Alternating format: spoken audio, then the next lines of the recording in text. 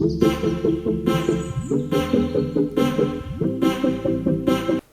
दोस्तों, मैं अमरदीप कादिया। नमस्ते, प्रणाम, सलाम वालेकुम, सत श्री अकाल, जय मसीह की, राम राम जी, जय माता की।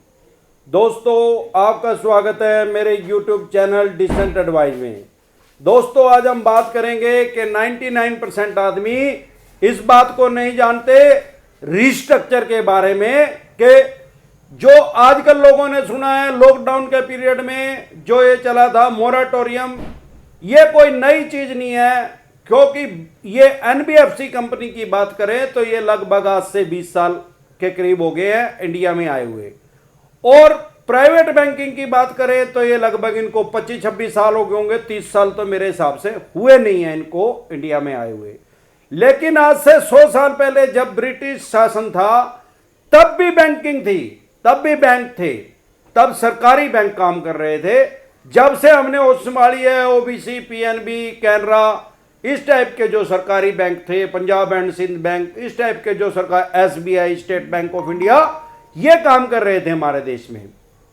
अब सवाल ये है कि अब तो जैसे कोरोना काल की वजह से आपको पता है सारे देश में लोगों के काम धंधे, बिजनेस, व्यापार ठप हो चुके हैं और लोगों की जॉब जा चुकी है। उसकी वजह से जिनकी है भी 40-50% पे काम कर रहे हैं, और जिनका बिजनेस भी है वो भी 40-50% मैक्सिमम उनकी इनकम हो रही है।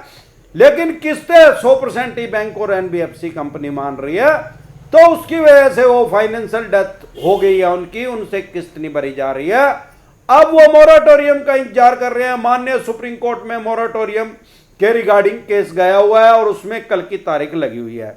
कल देखते हैं माननीय सुप्रीम कोर्ट के क्या आदेश आते हैं मोराटोरियम के ऊपर। पर रिजर्व बैंक और केंद्र सरकार ने पहले ही वहां पे एप्लीकेशन दी हुई है इस बारे में कि जो मोराटोरियम को आगे ना बढ़ाया जाए, और माननीय सुप्रीम कोर्ट के द्वारा जो एनपीए पे रोक लगी हुई है, नॉन परफॉर्मिंग एसेट पे, उसको रोक को हटा दिया जाए। जैसे ही वो हटेगी, करोड़ों आदमियों का लोन डिफॉल्ट की श्रेणी में चला जाएगा और उनके ऊपर केस दर्ज करने का ऑप्शन आ जाएगा। कोर्ट में केस बैंक या एनबीएफसी कंपनी उनके ऊपर कर सकती हैं। लेकिन जो लोन रिस्ट्रक्चर है, 99% आदमियों को उसके बारे में नहीं पता। ये जो लोन रिस्ट्रक्चर है वो कोई नया नहीं है, ये मोराटोरियम भी कोई नई चीज नहीं है, लॉकडाउन में कॉमन हो गया। इसको हम ऐसे भी समझ सकते हैं जैसे अब कोरोना आ गया, कोरोना की वजह से क्या हो गया, किसी को कोरोना हो गया, भाई इंसुलेटेड कर दो, इसको घर रख दो, इसको 20-25 दिन घर से बाहर नहीं निकलना। तो इस तरीके से उसकी ट्रीटमेंट करते हैं, उसको दवाई देते हैं।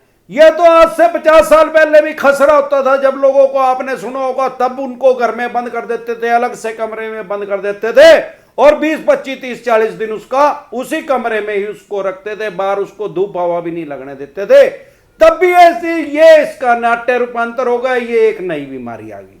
ऐसे ही जो मोराटोरियम है, मोराटोरियम मींस ईएमआई का हॉलिडे। अब इसको मोराटोरियम नाम दे दिया गया। ये आज से 100 साल पहले भी लोगों को मिलता था। रिस्ट्रक्चर के इनबिल्ट फीचर्स है। किसी आदमी ने अगर रिस्ट्रक्चर करवाना है, सबसे पहले तो मैं रिस्ट्रक्चर की पॉलिसी के बारे में आपको बताता हूं, देसी भाषा में, सामान्य बोलचाल की भाषा में होता कैसे है। फॉर एग्जाम्पल, अगर आपने कोई लोन लिया है, 2-4-6 महीने की किस्त आपकी पेंडिंग है, क्योंकि अभी माननीय सुप्रीम कोर्ट में एनपीए पे रोक लगी हुई है, नहीं तो अभी तक आपके ऊपर कोर्ट में केस रजिस्टर्ड हो जाता। अब जैसे ही वो हटेगा, आप उसके दायरे में आ जाओगे, डिफॉल्ट की श्रेणी में आप चले जाओगे अगर आपसे किस्त नहीं दी जा रही है तो ये ऐसे पहले भी होता था। पहले भी कोरोना तो नहीं था, लेकिन आप एक बात समझे, आज से 100 साल पहले भी हमारे देश में बीमारी आई थी। हरियाणा में तो उसको कत्तक वाली बीमारी बोलते थे। एक आदमी को जलाने के लिए जाते थे, हिंदू धर्म का था, अगर वो मुस्लिम धर्म का था उसको दफनाने के लिए जाते थे, तो 4 आदमी जब तक आते थे गांव में, 4 आदमी और उनकी डेथ हो पाती थी, फिर उनको लेके जाते थे। ऐसे करके उस टाइम जो बीमारी थी उसमें लगभग 5 करोड़ आदमी हमारे देश में खत्म हो गए थे, उनकी डेथ हो गई थी उस टाइम। क्योंकि पाकिस्तान और बांग्लादेश भी इंडिया के अंदर ही था। पॉपुलेशन आज के हिसाब से अगर कैलकुलेट करें तो 30% भी पॉपुलेशन नहीं थी, उसमें से लगभग 5 करोड़ आदमी के करीब वो मर गए थे। अब क्योंकि किसी को भी ये तो पता नहीं था कि कोरोना 100 साल बाद एक नई बीमारी आ जाएगी और उसको कोरोना का नाम दिया जाएगा और उसकी वजह से ऐसे अर्थव्यवस्था टूट जाएगी।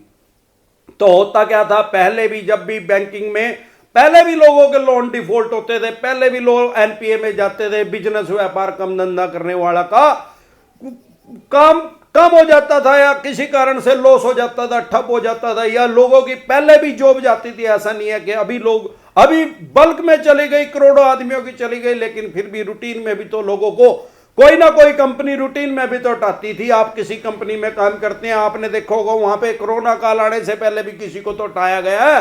अब जिसको हटाया गया उसने अगर लोन ले रखा था एकदम से, तो उसको जो आगे जाके जॉब नहीं मिलती थी, तो वो रिस्ट्रक्चर के लिए अप्लाई करता था। रिस्ट्रक्चर बेसिकली है क्या चीज? रिस्ट्रक्चर का मतलब जितना आज की डेट में आपने बैंक या एनबीएफसी कंपनी का पैसा देना है, जितना दे दिया उसको छोड़ दो। जो आज की डेट में बकाया बैंक या एनबीएफसी कंपनी कितना मानती है, जितना वो मानती है, आपका एक नया लोन नंबर आपको दिया जाएगा और आपका दोबारा से कल अगले नेक्स्ट मंथ से आपका लोन को, उसको बोलते हैं रिस्ट्रक्चर, आपका लोन एक नया बना दिया जाएगा। और बहुत से केसों में भी तो ऐसा भी देखने में मुझे आया है, लोन रिस्ट्रक्चर करते समय फॉर एग्जांपल अगर आपने बैंक के आज की डेट में 15 लाख रुपए देने हैं तो बैंक 5 लाख रुपए आपको और दे देता है और 20 लाख रुपए का लोन का रिस्ट्रक्चर कर देता है अगर आप बिजनेस व्यापार काम धंधा करते हैं। क्योंकि बैंक या एनबीएफसी कंपनी को भी पता है, क्योंकि अब इसके पास पैसे नहीं है, अगर हम 6 महीने साल 2 साल की इसको छूट दे भी दे तो भी फिर भी ये कहां से देगा, क्योंकि इसका काम तो है ही नहीं। इसको काम चलाने के लिए कुछ पैसा इसको दे दिया जाए ताकि ये हमारी पहले भी किस्त दे रहा था और आगे भी देता रहे। तो उसको जब 5 लाख रुपए दे दिए गए उसको रिस्ट्रक्चर बोलते थे और फिर उसमें 20 लाख रुपए के ऊपर ब्याज लगा के उसकी किस्तें चला दी जाती थी। और जो मोराटोरियम का ऑप्शन था वो इस तरीके से दे दिया जाता था बैंक को या एनबीएफसी कंपनी द्वारा। उस टाइम एनबीएफसी कंपनी तो नहीं थी, लेकिन जब ये एनबीएफसी कंपनी आ गई थी, ये भी रिजर्व बैंक की गाइडलाइंस के अकॉर्डिंग ही काम कर रही है, उसको मोराटोरियम भी दे दिया जाता था क्योंकि उसका व्यापार आज की डेट में लगभग ठप था। कोविड-19 आने से पहले की बात कर रहा हूं मैं, अगर उसका व्यापार आज की डेट में लगभग ठप था और 5 लाख रुपए उसको दे दिए, उसका छोटा व्यापार काम धंधा था, तो कुछ टाइम लगेगा उसको अप करने में, तो उसको 6 महीने साल का टाइम दे दिया जाता था, छुट्टियां उसकी कर दी जाती थी, ईएमआई का हॉलीडे उसको दे दिया जाता था कि भाई साहब आप इस 6 महीने या साल तक आप अपनी किस्त भी ना दीजिए और अपने सिर्फ व्यापार पे ध्यान दीजिए, जब ये दोबारा से चल जाएगा फिर हमारी किस्तें देनी शुरू कर दीजिए। तो ये कंसेप्ट कोई नया नहीं आया, ये 100 साल पहले भी था और मुझे लगता है आने वाले 100 साल के बाद भी रहेगा, क्योंकि बैंक या एनबीएफसी कंपनी किसी भी ब्रोकर के साथ अपना रिलेशन खराब नहीं करना चाहते। क्यों नहीं करना चाहते? क्योंकि उनका पैसा फंस जाता है, कोर्ट में जाते हैं तो बहुत ज्यादा लंबा टाइम लग जाता है। तो कहीं ना कहीं ये मैटर करता है कि वो भी ये चाहते हैं। आप क्या कीजिए, आप माननीय सुप्रीम कोर्ट में, मुझे नहीं लगता कि आगे मोराटोरियम बढ़ेगा या लोन रिस्ट्रक्चर के लिए कोई आदेश आएंगे। वो बैंक या एनबीएफसी कंपनी के विवेक के ऊपर है कि वो आपको देंगे क्या नहीं देंगे, उनकी क्या पॉलिसी है। लेकिन आप कम से कम इतना करिए, अगर आपसे नहीं दे जा रही है तो आप अपनी बैंक या एनबीएफसी कंपनी की ब्रांच में जाइए और वहां पे एक रिटर्न में एप्लीकेशन दीजिए लोन रिस्ट्रक्चर के लिए। 99% चांस है कि वो आपको अभी नहीं देंगे, लेकिन वो आप उनके पाइपलाइन में तो चले गए, अभी उन्होंने ना कर दिया। अब अगर आपसे आगे 2, 4, 5 महीने किस्तें नहीं दी जा रही तो वो 99% चांस है कि आपको लोन रिस्ट्रक्चर दे देंगे और मोरेटोरियम भी दे देंगे आपकी सिचुएशन को समझते हुए, ज्यादा नहीं तो 6 महीने साल का दे देंगे। इस तरीके से आप अपने बिजनेस व्यापार काम धंधे को बचा सकते हैं। आपकी जॉब चली गई है तो कुछ टाइम आपको मिल जाएगा और 5-6 महीने साल में आपकी जॉब दोबारा से लग जाएगी और फिर दुनिया ऐसे ही चलेगी। तो आज के लिए बस इतना ही, कल फिर मिलते हैं एक नए टॉपिक के साथ। तब तक के लिए आप मेरे चैनल पे अपना प्यार और आशीर्वाद बनाए रखें। वीडियो अच्छी लगी हो तो प्लीज लाइक करें, शेयर करें, सब्सक्राइब करें और बेल आइकन का बटन दबाना ना भूलें। नमस्कार।